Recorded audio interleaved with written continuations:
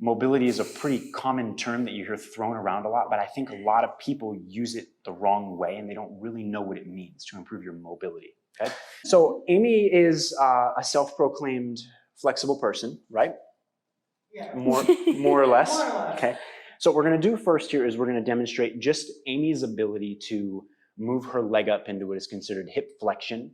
And it's gonna be involving a couple different joints and a couple different muscles, but we're gonna watch her move into hip flexion and we're just gonna see what happens here. So you bring your leg all the way up, up, up, up, up, up, up.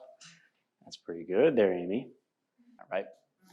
If we were to lay me down on the floor and do this, I would be probably about right here, okay? Now what's really interesting for the physical therapists in the room, in physical therapy, we learn these norms for joint range of motion. And one of the norms that we learn for the hamstring length is about that 80 to 90 degree mark. So the normal flexibility for an average person walking the earth would be about right here. So I think it's safe to say, Amy, you are flexible, okay? So very good, and I'm really not even pushing that far, okay? I could probably keep her here for a little while and probably get her foot pretty close to her head. We're not gonna do that because why, right? Okay, now Amy, go ahead and stand up. And we're gonna look at a very important thing that's quite simple and you may have never thought about this. So now I'm gonna have you stand and you're gonna stand on just one leg, and with that same leg that I just moved, face the group, I'm gonna have you lift your leg up as high as you can, the same leg that I just lifted. Okay, so does everybody see the difference between her standing and her lying down? Okay. Okay, good job. You okay? So what we have there is just a very quick and easy demonstration of the difference between mobility and flexibility.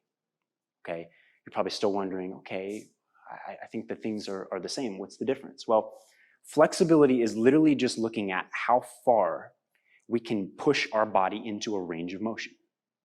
Okay, makes sense? So when I had her laying on the ground, she was relaxed and I was just simply pushing her leg as far as we could.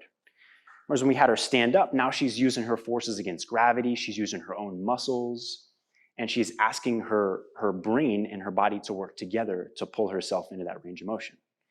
And what you notice is that there's quite a big difference between the two in terms of how far she went with flexibility versus how far she went with mobility, right? So flexibility is the ability of a muscle or a group of muscles to lengthen passively through a range of motion, okay? Quite simple, right?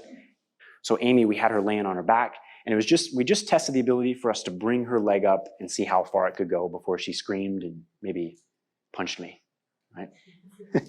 Okay, we have to understand that flexibility is not a bad thing. We want to say that right off the bat, that it's not bad to be flexible, okay? In order to be a high-level practitioner in yoga, I mean, you kind of have to be. I mean, you know, mobility requires a certain level of flexibility to begin with, okay?